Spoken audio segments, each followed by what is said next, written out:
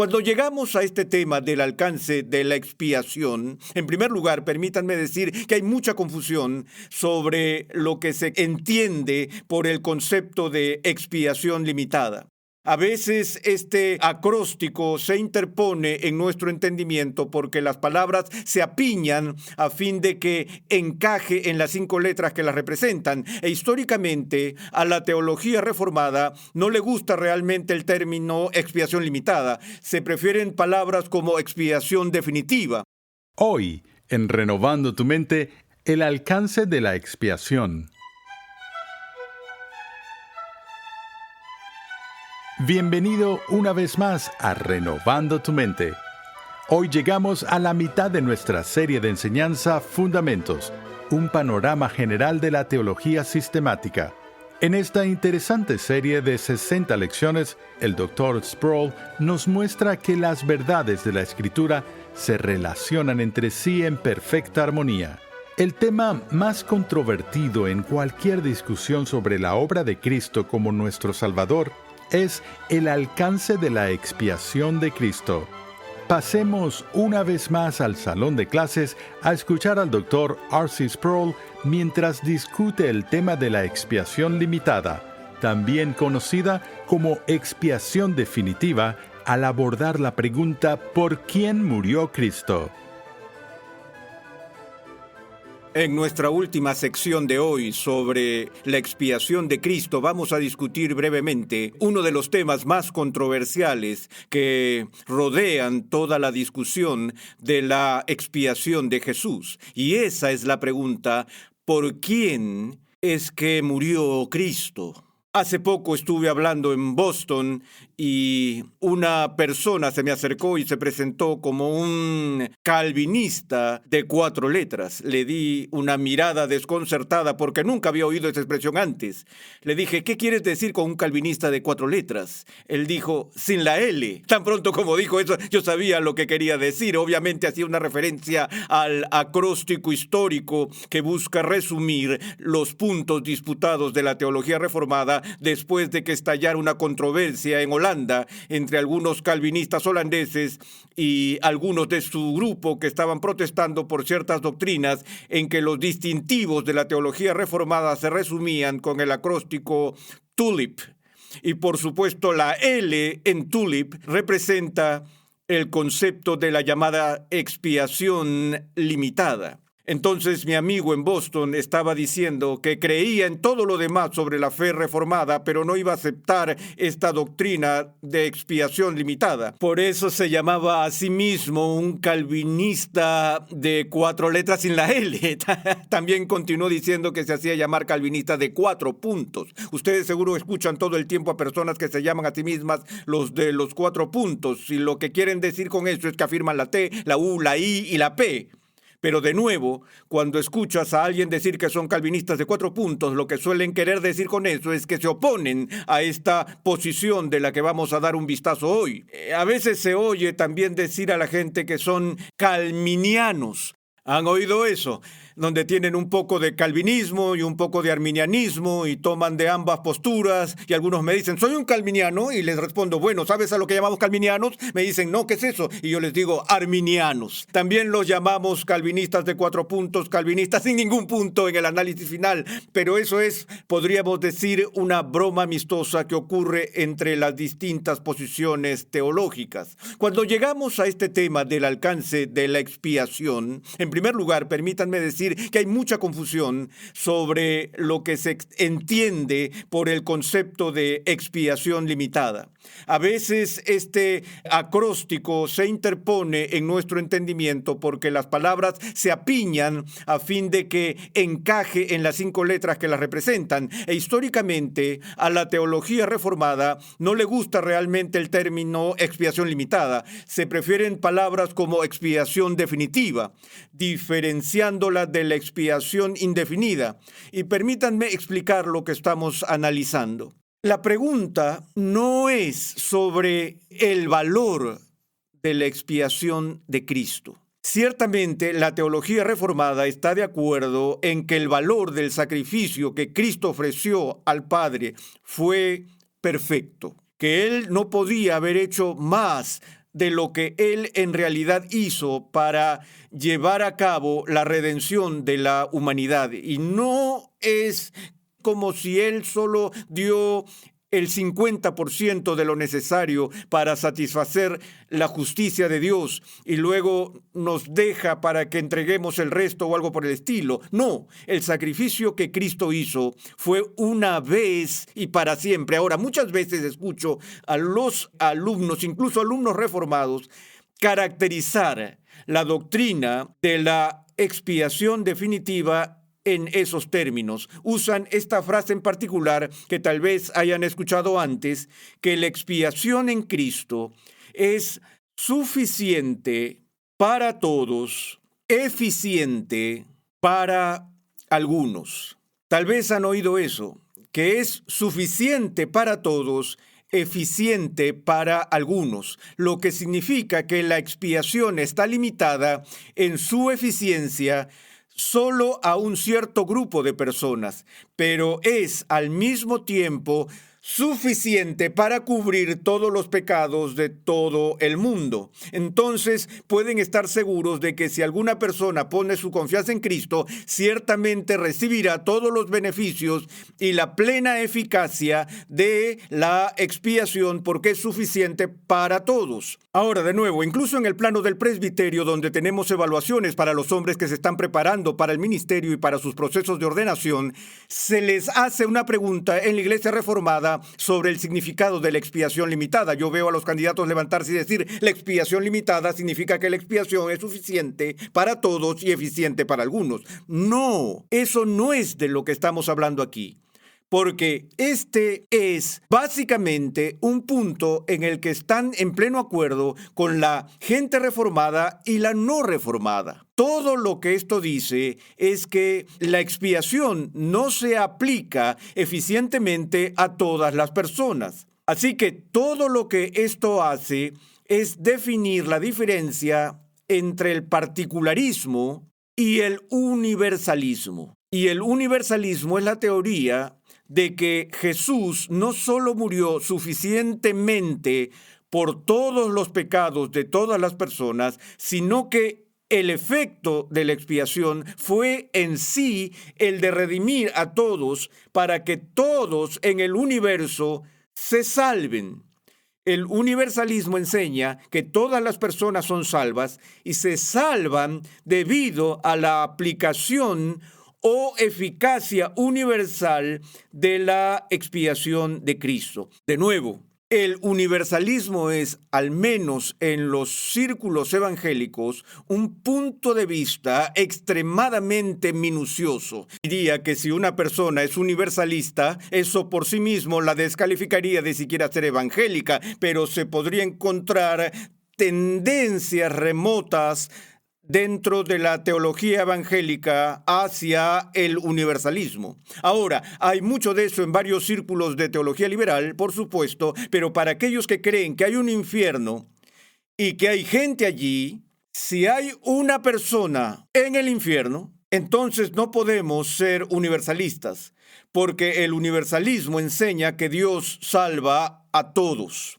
Pero el particularismo dice, no, solo algunos se salvan, no todos. Ahora, aunque hay un fuerte acuerdo dentro del evangelicalismo sobre el particularismo, es decir, que la eficacia o la eficiencia, el efecto de la cruz, solo se aplica a algunos y no a todos. Aunque hay acuerdo sobre el particularismo y aunque todo el mundo está de acuerdo con que es suficiente para todos, la pregunta realmente se reduce a ¿por qué solo se salvan algunos? ¿Cómo se relaciona esa salvación particular con la obra de Cristo en la cruz?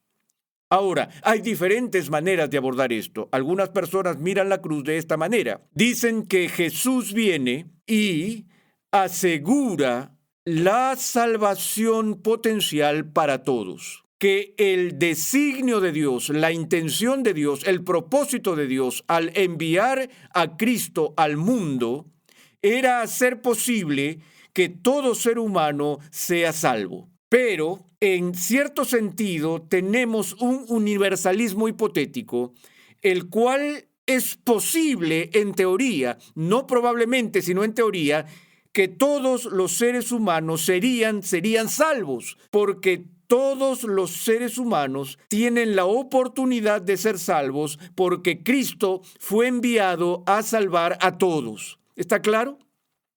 Cristo vino a morir por los pecados de todos y así hacer posible que todo ser humano sea salvo. Y todo aquel que cree en Él no se pierda, mas tenga vida eterna. De tal modo que la salvación está diseñada desde toda la eternidad en términos potenciales y condicionales. Es decir, en teoría es posible que todas las personas se salven porque todas las personas tienen el beneficio de la cruz delante de ellos, el potencial está ahí para todos, pero es condicional. Lo que determina si la expiación funciona para ti o no funciona para ti, lo que determina si la expiación es eficiente para ti o no es eficiente para ti, es tu respuesta en fe. La cruz solo es eficaz para aquellos que creen en ella, porque a menos que creas en Cristo, toda su obra, toda su muerte, toda su vida será en vano para ti. Por lo tanto, la expiación en sí misma no es una expiación absoluta, es una expiación condicional.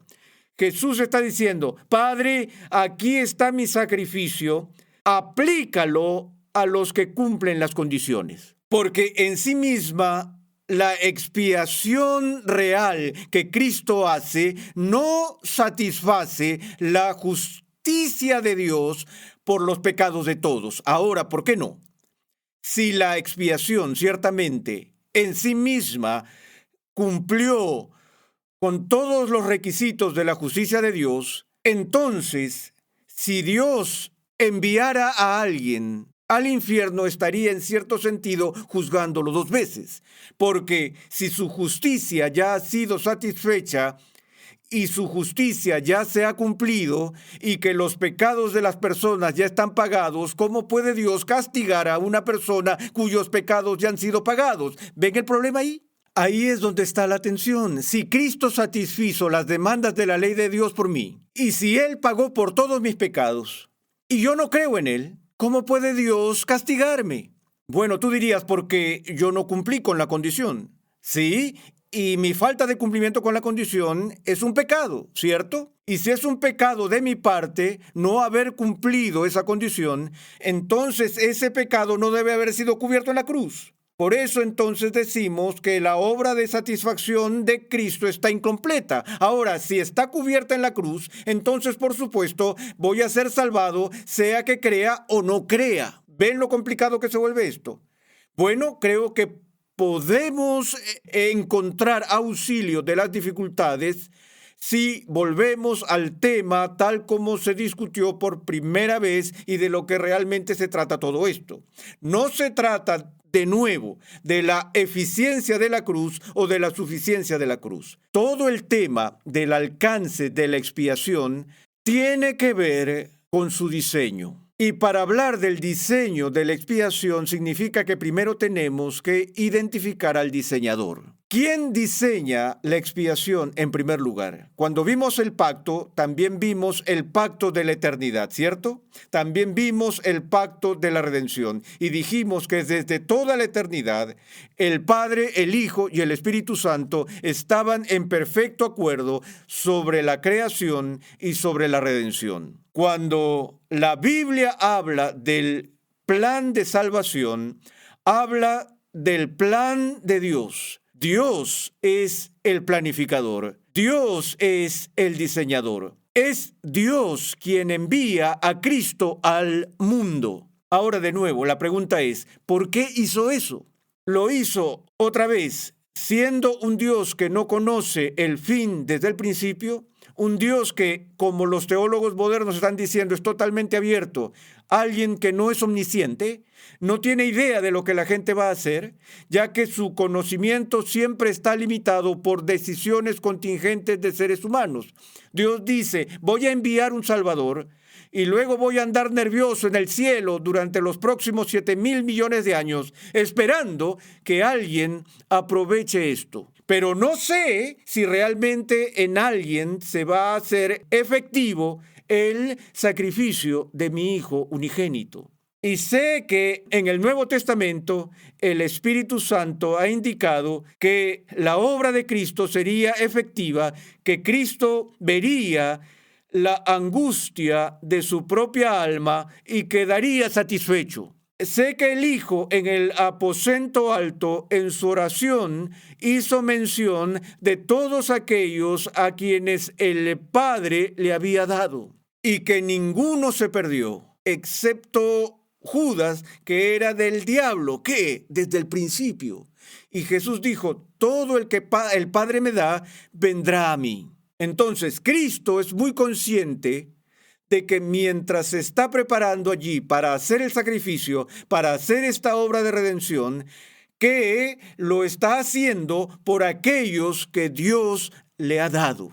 Y sabe que al hacer eso no va a ser un ejercicio fútil. Ven, el problema con un concepto de redención hipotético es que Cristo pudiera morir en teoría por todos y en teoría por nadie. Que podía ser posible, en teoría, que la cruz hubiera sido un ejercicio fútil. Allí es donde se nos obliga a pensar en la cruz en términos de nuestra comprensión del carácter de Dios. Si Dios diseña la expiación, si este es el plan de redención de Dios, entonces, ¿qué esperarías que suceda? Lo que yo esperaría que suceda es exactamente lo que Dios diseñó. Creo que la eficacia de la cruz se cumple exactamente en la misma medida en que Dios la diseñó originalmente. Escuché a un conocido líder cristiano recientemente, luego de estar participando en algunas discusiones teológicas. Él dijo con gran gusto al final de la reunión, mencionó que las decisiones que tomamos aquí hoy, él dijo, estoy muy contento de que hayamos arribado por este lado, porque millones de personas se habrían perdido si no hubiéramos llegado a esta conclusión. Y lo miré y le dije, me alegro de que hayamos llegado a esta conclusión y estoy seguro de que en la providencia de Dios esto va a ser agradable a Dios. Sin embargo, si hubiéramos cometido un error hoy, no hay una sola persona que se habría perdido debido a ello. Porque no creas ni por un minuto que el diseño final y el plan de redención en el que estamos comprometidos tan fervientemente como sea posible y en tanta oración como podamos, depende de nosotros para su eficiencia. Depende de Dios. Este es el kit del asunto. ¿Es la salvación finalmente en el análisis final del hombre o es la salvación del Señor? Ahora, Jesús dijo, yo doy mi vida por mis ovejas, por mis ovejas. Una vez más, él todavía pudiera decir que cualquiera que quiera beneficiarse de la cruz, ciertamente les es ofrecida. Pero incluso eso es algo cuestionable porque hablamos de la oferta universal del Evangelio. En cierto sentido, amados, la oferta del Evangelio no es universal. Los efectos de la expiación no se ofrecen a cualquiera. Solo se ofrecen a los impenitentes. Solo se ofrecen a aquellos que responden en fe. No es solo, digamos, voy a dárselo a todo el mundo indiscriminadamente. Sí, hay esas condiciones allí, y donde eso se relaciona con la doctrina de la elección es en el asunto de cómo se cumplen las condiciones. La teología reformada diría históricamente que sí debes creer para recibir los beneficios de la cruz, pero incluso tu fe es un don de Dios. Entonces, Cristo cumple con todo el diseño y el plan y el decreto eterno de salvación, y toda persona por la que Cristo muere es salvada. Déjame decirlo de nuevo, toda persona por la que Cristo muere es salvada. Porque lo que la fe reformada está diciendo, y aquí lo diré sin anestesia, Jesús solo murió por los elegidos, no murió por todos.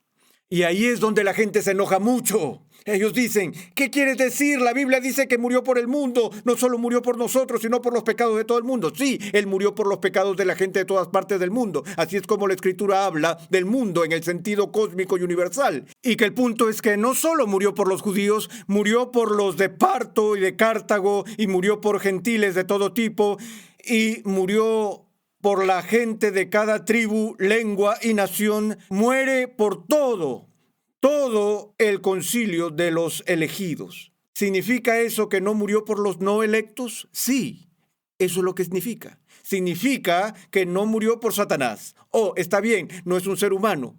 No murió por aquellos que en el decreto eterno de Dios no son los objetos especiales de su favor de la elección. Y por eso digo, en un sentido, el tulip es la prueba de fuego del otro. De la L en tulip es la prueba de fuego del resto. Me cuesta comprender cuando escucho a la gente decir que creen en la depravación total, pero no creen en la expiación limitada. Lo que es aún más sorprendente es cuando dicen que creen en la elección incondicional, lo que significa que Dios desde toda la eternidad, sin condiciones, sin cadenas, ha determinado, no con miras a lo que elegirás en el futuro, y lo veremos en sesiones posteriores, sino que Dios ha elegido soberanamente desde toda la eternidad a aquellos a quienes salvará. La gente dice, creo eso. Luego dicen que no creen en la expiación limitada. No pueden creer esto y no creer aquello. Es así de simple, porque si crees que la elección es incondicional y que está arraigada y cimentada en la misericordia y gracia soberana de Dios desde toda la eternidad, y ves que eso es parte del diseño y plan de Dios, entonces tienes que ver que el propósito de la cruz, no el valor de la cruz. Una vez más, nos apresuramos a decir que el valor de la cruz se extiende universalmente, pero que el diseño y el plan y propósito originales es que Dios dijo, voy a salvar parte de esta multitud de humanidad caída, y así es como lo voy a hacer. Voy a enviar a mi Hijo al mundo. Él va a satisfacer las demandas de mi justicia y va a aplicar toda esa obra en beneficio de aquellos a quienes he elegido desde la fundación del mundo. Entonces, la cruz es parte del plan eterno de la redención de Dios, y en la medida en que es parte, su diseño está destinado a los elegidos, todos los que Dios quiso y diseñó para salvar a través de la cruz de Cristo son salvos. Es por eso que es muy reconfortante saber que Cristo no murió en vano y que todo lo que se propuso lograr será alcanzado por su ministerio.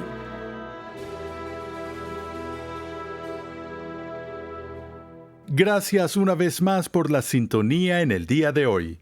Te invitamos a visitar nuestra página web renovandotumente.org, donde podrás descargar gratuitamente la guía de estudio de la serie de hoy. Allí además encontrarás nuestro archivo de episodios pasados, artículos y contenido multimedia y muchos recursos más que producimos con la finalidad de cumplir con nuestra misión de proclamar, enseñar y defender la santidad de Dios en toda su plenitud a tantas personas como sea posible. Te recomendamos el libro del Dr. Sproul titulado Todos somos teólogos, una introducción a la teología sistemática. En este edificante libro, R.C. Sproul estudia las verdades básicas de la fe cristiana, recordándonos quién es Dios y qué ha hecho por su pueblo en este mundo y en el venidero. Todos somos teólogos, una introducción a la teología sistemática. Pídelo en tu librería favorita hoy mismo. La mayoría de las personas están confundidas por la obra del Espíritu Santo en las vidas de los santos del Antiguo Testamento. En el siguiente episodio de Renovando tu Mente, el Dr. Sproul comienza un estudio de la persona y la obra del Espíritu Santo al observar su obra dentro del contexto del Antiguo Testamento, confirmando su papel al capacitar a los individuos para llevar a cabo funciones particulares en nombre de Dios. Escucha un avance de nuestro próximo programa.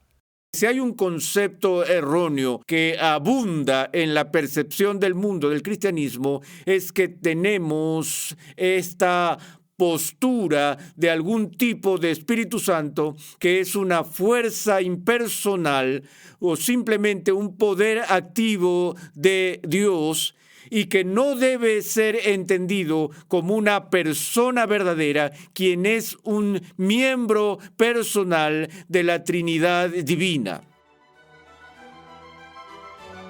Renovando tu Mente es una producción de los Ministerios Ligonier, la confraternidad de enseñanza del Dr. R.C. Sproul.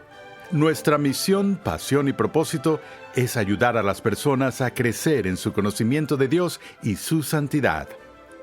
Para contactarnos, por favor envíanos un correo electrónico a programa@renovandotumente.org con tus preguntas, testimonios y comentarios. Recuerda que en nuestra página web renovandotumente.org puedes adquirir gratuitamente la guía de estudio de la serie de hoy, y además encontrarás una amplia variedad de recursos tales como clases, artículos y contenido multimedia con la finalidad de cumplir con nuestra misión de proclamar, enseñar y defender la santidad de Dios en toda su plenitud a tantas personas como sea posible.